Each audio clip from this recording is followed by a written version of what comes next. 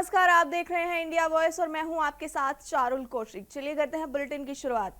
संसद में महिला आरक्षण बिल खारिज। बिल के समर्थन में पड़े 298 वोट, बिल के विरोध में पड़े 230 वोट। बिल के लिए 352 वोट की जरूरत थी। संसद में महिला आरक्षण बिल आवश्यक बहुमत न मिलने के कारण खारिज हो गया है। बिल के समर्थन में 298 सांसदों ने वोट दिया, जबकि 230 सांसद इसके विरोध में रहे। हालांकि समर्थन का आंकड़ा ज्यादा था, लेकिन यह संख्या बिल पारित कराने के लिए पर्याप्त नहीं थी। नियमों के अनुसार इस संशोधन बिल को पास करने के लिए कम से कम 352 वोटों की जरूरत थी। आवश्यक संख्या पूरी न होने से यह प्रस्ताव खारिज हो गया।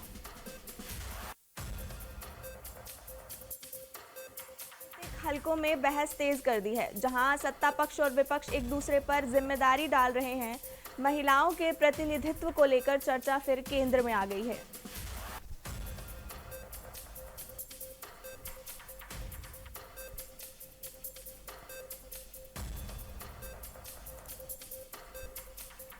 और बड़ी खबर इस वक्त आपको बता दें, संसद में महिला आरक्षण बिल खारिज हो गया है। बिल के समर्थन में पड़े वोट कम पड़ गए हैं। बिल के विरोध में 230 वोट, बिल के लिए 352 वोट की जरूरत थी।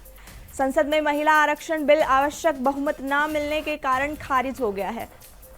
बिल के समर्थन में 298 सांसदों ने वोट दिया, जबकि 230 सांसद इसके विरोध में रहे। हालांकि समर्थन का आंकड़ा ज्यादा था, लेकिन यह संख्या बिल पारित कराने के लिए पर्याप्त नहीं थी। नियमों के अनुसार इस संशोधन बिल को पास करने के लिए कम से कम 352 वोटों की जरूरत थी। आवश्यक संख्या पूरी न होने से यह प्रस्ताव गिर गया। इस घटनाक्रम ने राजनीतिक हलकों में बहस तेज कर दी है, जहां सत्ता पक्ष और विपक्ष एक दूसरे पर जिम्मेदारी डाल रहे हैं। महिलाओं के प्रतिनिधित्व को लेकर चर्चा फिर एक बार केंद्र में आ गई है।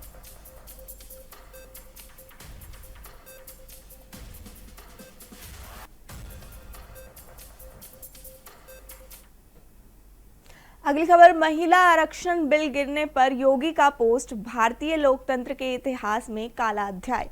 विपक्ष ने संशोधन बिल पारित नहीं होने दिया।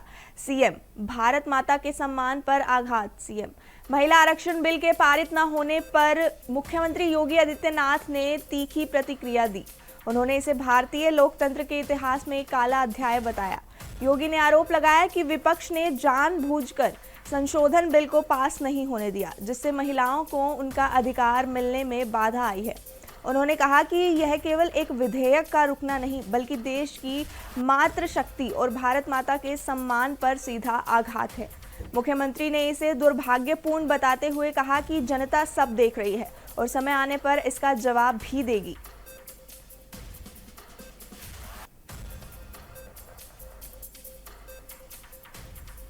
आपको बता दें, महिला आरक्षण बिल के पारित न होने पर मुख्यमंत्री योगी आदित्यनाथ ने तीखी प्रतिक्रिया दी है।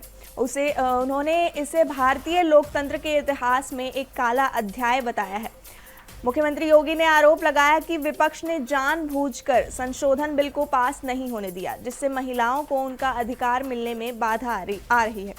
उन्होंने कहा कि केवल एक विधेयक का रुकना नहीं, बल्कि देश की मातृशक्ति और भारत माता के सम्मान पर सीधा आघात है। मुख्यमंत्री ने इसे दुर्भाग्यपूर्ण बताते हुए कहा कि जनता सब देख रही है और समय आने पर इसका जवाब भी देगी।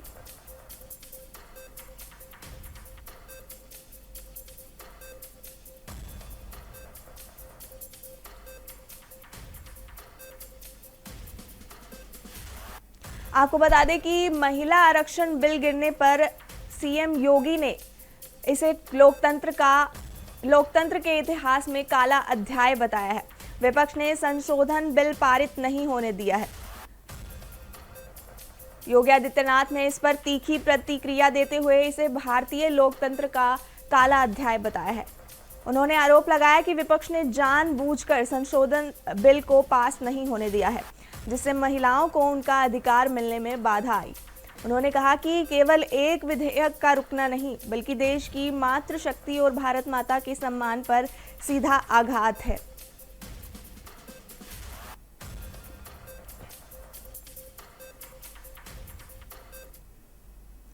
महिला आरक्षण बिल गिरने पर हमलावर बीजेपी। लखनऊ में अर्पणा यादव की अगुवाई में प्रदर्शन। बीजेपी की महिला नेताओं का जोरदार प्रदर्शन। आरक्षण संशोधन बिल गिरने पर रोष जताया। अर्पणा यादव ने जलाया सपा कांग्रेस का झंडा। बड़ी खबर आपको बता दें, महिला आरक्षण संशोधन बिल के गिरने पर भाजपा ने कड़ा रुख अपनाया है। अर्पणा यादव की अगुवाई में लखनऊ में महिला नेताओं ने जोरदार प्रदर्शन किया। प्रदर्शन में शामिल कार्यकर्ताओं ने विपक्ष पर आरोप लगाया कि उन्होंने जानबूझकर बिल को पारित नहीं होने दिया है। बीजेपी की महिला नेताओं ने इसे महिलाओं के अधिकार के खिलाफ कदम बताते हुए रोष जताया है। उनका कहना था कि यह बिल महिलाओं को राजनीतिक भागीदारी में सशक्त बनाने के लिए बेहद जरूरी था, लेकिन विपक्ष के रवैये से ये प्रयास विफल हो गया। नेताओं ने विरोध प्रदर्शन के दौरान सरकार के समर्थन में नारे लगाए और बिल को जल्द पारित कराने की मांग दोहराई है।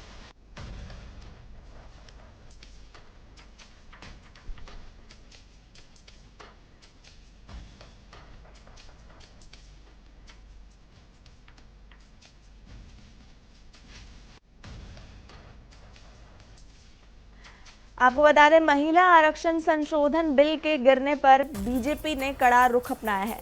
वहीं अर्पणा यादव की अगुवाई में लखनऊ में महिला नेताओं ने जोरदार प्रदर्शन किया है। प्रदर्शन में शामिल कार्यकर्ताओं ने विपक्ष पर आरोप लगाया है कि विपक्ष ने जानबूझकर बिल को पारित नहीं होने दिया।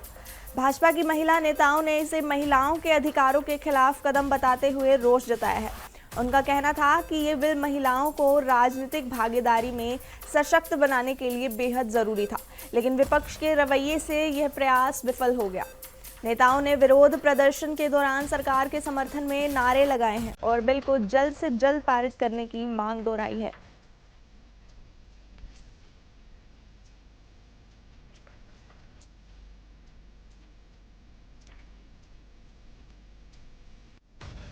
आपको बता दें, महिला आरक्षण बिल गिरने पर बीजेपी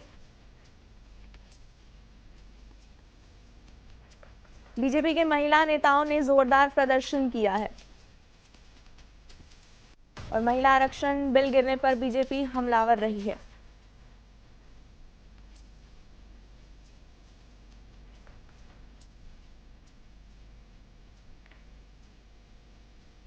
महिला आरक्षण बिल गिरने पर आपको बता दें, बीजेपी हमलावर रही है। लखनऊ में अर्पणा यादव की अगुवाई में बीजेपी की महिला नेताओं ने जोरदार प्रदर्शन किया है। प्रदर्शन में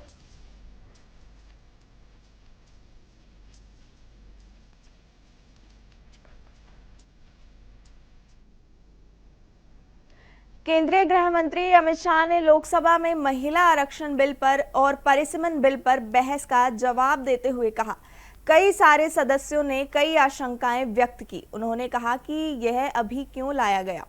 मैं कहना चाहता हूं कि नारी शक्ति वंदन अधिनियम में जिक्र है कि 2026 के बाद होने वाली जनगणना के बाद जो परिसीमन होगा उसमें महिलाओं के लिए आरक्षण सुनिश्चित किया जाएगा। 1971 में इंदिरा गांधी की सरकार थी, तब वे इसे फ्रीज करके गई थी। वह फ्रीज की गई सीटों की संख्या उठाते हैं, तभी नारी शक्ति वंदन अधिनियम का क्रियान्वयन होता है, इसलिए हम इसे लेकर आए हैं।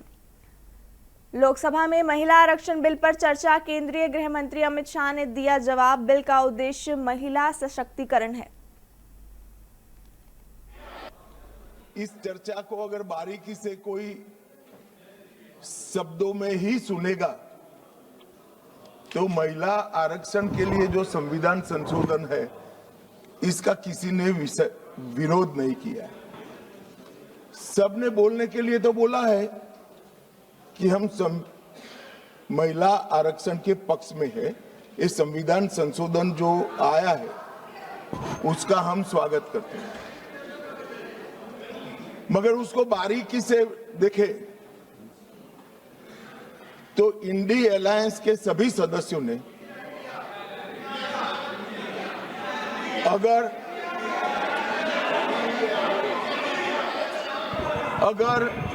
मगर किंतु परंतु इसका उपयोग कर स्पष्ट रूप से महिला आरक्षण का विरोध किया है। और मान्यवर कई जगह पे ऐसा दिखाई पड़ा, कई जगह पे ऐसा दिखाई पड़ा कि विरोध हमारे दृष्टिकोण की जगह हमारे इंप्लीमेंटेशन के तरीके पर है। परंतु मैं इस सदन के माध्यम से देश की जनता के सामने स्पष्ट करना चाहता हूं कि ये जो विरोध है वो इंप्लीमेंटेशन का नहीं है। ये विरोध केवल और केवल महिला आरक्षण का ही विरोध किया। मान्यवर, कई सारे सदस्यों ने अनेक प्रकार की आशंकाएं व्यक्त की। उन्होंने ये कहा कि अभी क्यों लाए, तो मैं ये बताना चाहता हूं कि जो नारी शक्ति वंदन अधिनियम आया उसमें जिक्र है कि 2026 के बाद होने वाली जनगणना के बाद जो परिसमन होगा उसमें महिलाओं के लिए आरक्षण सुनिश्चित करेगा। अब ये पूछते हैं तो उस वक्त काफी सदस्यों ने पूछा है कि बिल लाते वक्त आपने जिक्र क्यों किया 26 के बाद की जनगणना। मान्यवर, हमने नहीं किया है। 71 में इनकी सरकार थी, इंदिरा जी की सरकार थी, तब इसको फ्रीज कर कर गई थी और वो फ्रीज के कारण हमें इसका जिक्र करना पड़ा। वो फ्रीज की हुई सीटों की संख्या उठाते हैं तभी ये नारी शक्ति वंदन अधिनियम का इंप्लीमेंटेशन होता है, इसलिए हम लेकर आए। खबरों पर चर्चा यूं ही जारी रहेगी। लेते हैं एक छोटा सा ब्रेक, देखते रहिए इंडिया वॉइस। ब्रेक के बाद एक बार फिर से आप सभी का स्वागत है। चलिए बढ़ते हैं अगली खबर की ओर। लोकसभा में महिला आरक्षण बिल पर चर्चा में कांग्रेस सांसद और विपक्ष के नेता राहुल गांधी ने हिस्सा लिया है। इस दौरान उन्होंने कहा कि ये महिला आरक्षण बिल नहीं है, इसका महिलाओं के सशक्तिकरण से कोई लेना देना नहीं है। बता दें कि लोकसभा में कांग्रेस सांसद और विपक्ष के नेता राहुल गांधी महिला आरक्षण से जुड़े विधेयक पर चर्चा के दौरान कहा कि हम सभी ने महिलाओं से बहुत कुछ सीखा है। राहुल गांधी ने आगे कहा कि यह बिल 2023 में पास हो चुका है। पहला सच ये है कि ये महिला आरक्षण बिल नहीं है, इसका महिलाओं के सशक्तिकरण से कोई लेना देना ही नहीं है। सरकार जो कर रही है वह राष्ट्र विरोधी कृत्य से कम नहीं। राहुल ने कहा, हम इसे हराएंगे।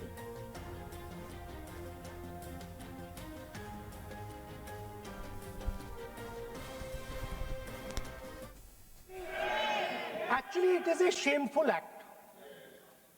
Because instead of giving them women's reservation, which is very easy to do, and every single opposition person will support it right now, bring that old bill back right now, and we will help you pass it for implementation from this second. Now, that is the women's bill. This is something else. And the truth needs to be told about what this is. There is a central truth in India's history, in India's past and present. And I have become more and more and more aware of this truth. And that is the brutal, cruel, unforgiving treatment of the OBC community, of the Dalit community, and other communities, minorities and women. And this is a historical fact. This need not be argued here.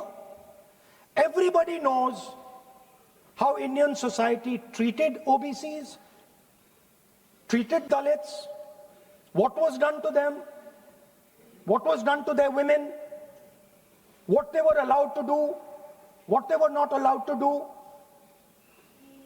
how they were blinded when they read certain documents, how Metal was poured into their ears when they heard certain verses. This is a fact. Now, what is being attempted here is a bypass of the caste census. What they are trying to do is they are trying to avoid giving power, giving representation to my OBC brothers and sisters and to take away power from them. This is the agenda over here. And actually, Lok Sabha में केंद्रीय रक्षा मंत्री राजनाथ सिंह ने कहा कि इस देश के प्रधानमंत्री के संबंध में जिस प्रकार के शब्दों का प्रयोग नेता प्रतिपक्ष के द्वारा किया जा रहा है, मैं समझता हूं कि वह बेहद दुर्भाग्यपूर्ण है और उसकी जितनी भी निंदा की जाए वह कम है। इस देश की जनता ने उन्हें प्रधानमंत्री बनाया है। ये बार बार जादूगर कहकर सिर्फ एक व्यक्ति का अपमान नहीं कर रहे हैं, इस देश की जनता का अपमान कर रहे हैं। मैं आपसे अनुरोध करना चाहता हूं कि जिन शब्दों का इन्होंने प्रयोग किया है उन्हें इस सदन की कार्यवाही से बाहर निकालना जाना चाहिए और राहुल गांधी को इस देश के नागरिकों से क्षमा मांगनी चाहिए। पीएम के लिए शब्दों का प्रयोग दुर्भाग्यपूर्ण। राहुल गांधी के बयान पर मचा बवाल। राहुल गांधी माफी मांगे, कहा राजनाथ सिंह ने।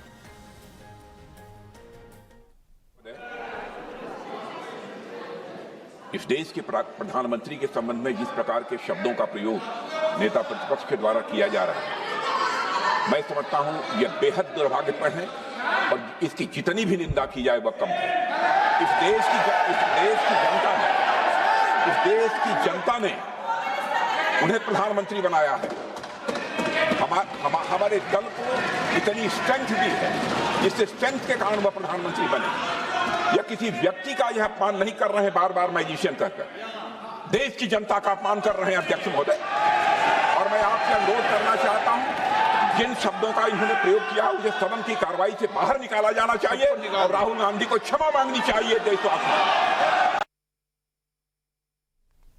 दिल्ली में केंद्रीय राज्य मंत्री अनुप्रिया पटेल ने जाति जनगणना को लेकर विपक्ष खासकर समाजवादी पार्टी पर तीखा हमला बोला है। उन्होंने कहा कि जाति जनगणना पर ऐतिहासिक निर्णय एनडीए सरकार ने लिया है और यह केवल घोषणा नहीं बल्कि एक प्रतिबद्धता का हिस्सा है। पटेल ने सवाल उठाते हुए कहा कि जब सपा ने उत्तर प्रदेश में और केंद्र में सत्ता में भागीदारी की थी तब उन्होंने इस मुद्दे पर कोई ठोस कदम क्यों नहीं उठाया था या दबाव क्यों नहीं बनाया था। उन्होंने आगे कहा कि चाहे राज्य सरकार हो या केंद्र, विपक्ष वह काम नहीं कर सका जो वर्तमान सरकार ने करके दिखाया है। उनके अनुसार अब इस मुद्दे पर बोलने का नैतिक अधिकार भी विपक्ष के पास नहीं बचता क्योंकि उन्होंने अपने कार्यकाल में इसे लागू ही नहीं किया। सेंसस का ऐतिहासिक निर्णय भी एनडीए की सरकार ने किया है और ये हमारी सरकार का कमिटमेंट है। ये कास्ट सेंसस हमने सिर्फ अनाउंस ही नहीं किया है, आपने क्यों नहीं किया? आपने क्यों नहीं किया? सभापति जी, इन्होंने स्वयं उत्तर प्रदेश में सत्ता संभाली है और इन्होंने राज्य के अंदर कास्ट सेंसस नहीं कराई है। जब आप केंद्र की सरकार में शामिल थे तब भी आपने कास्ट सेंसस के लिए दबाव नहीं डाला। तो आपका तो कहने का मुंह ही नहीं है, न राज्य में न केंद्र में। आप जो काम नहीं कर पाए वो हमारी सरकार ने किया है और हमारी सरकार ने तय किया है। सेंसस एक्सरसाइज चल रही है और इसके आंकड़े, मैं सारी बात करूंगी। सभापति जी, हमारी सरकार ने जो निर्णय लिया है वो ऐतिहासिक है।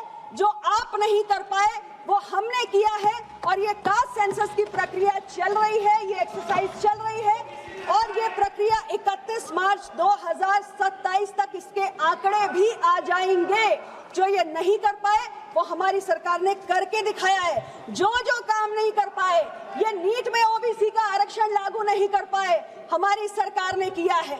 ये हमारे ओबीसी कमीशन को कॉन्स्टिट्यूशन स्टेटस नहीं दे पाए, वो हमारी सरकार ने किया है। ओबीसी के हित में एक नहीं अनेक काम हमारी सरकार ने किए हैं और मैं इनसे कहूंगी कि जब महिला आरक्षण लागू हो जाए तो ओबीसी की बहनों को टिकट देने में कंजूसी मत करिएगा, क्योंकि हमारी तरफ से तो ओबीसी की संख्या बढ़ती जा रही है, आपकी तरफ से भी बढ़नी चाहिए। पश्चिम बंगाल के वैष्णव नगर में असम के मुख्यमंत्री हिमंत बिस्व शर्मा ने कहा कि अगर ममता दीदी से बीएसएफ जमीन मांगते हैं कि हमें सीमा पर बाड़ लगाने के लिए जमीन चाहिए, ममता दीदी बीएसएफ को जमीन नहीं देती है। क्यों? क्योंकि उन्हें घुसपैठिए चाहिए और घुसपैठियों के साथ ही उनका इलू इलू है। आई लव यू है, हमारे साथ नहीं है। विधानसभा चुनाव को लेकर सियासत तेज, हिमंत बिस्व शर्मा का ममता बनर्जी पर निशाना। घुसपैठियों को बुला रही है ममता बनर्जी। इसीलिए ममता दी अगर बीएसएफ जमीन मांगते हैं कि बॉर्डर फेंसिंग के लिए हमें जमीन चाहिए, ममता दी बीएसएफ को जमीन नहीं देते हैं। किस लिए? इनको घुसपैठिया चाहिए और घुसपैठिया का साथ ही उनका इलू इलू है, आई लव यू है। हमारा साथ नहीं है। दिन रात बंगाल में हम असम में घुसपैठिया बंद करते हो तो बंगाल का रास्ता ये लोग खोल देते हैं। त्रिपुरा में बीजेपी का सरकार है, असम में बीजेपी का सरकार है। हम लोग सीमाओं बंद करके रखता हूं, लेकिन पश्चिम बंगाल में सीमा ममता दी खोल के रखा है।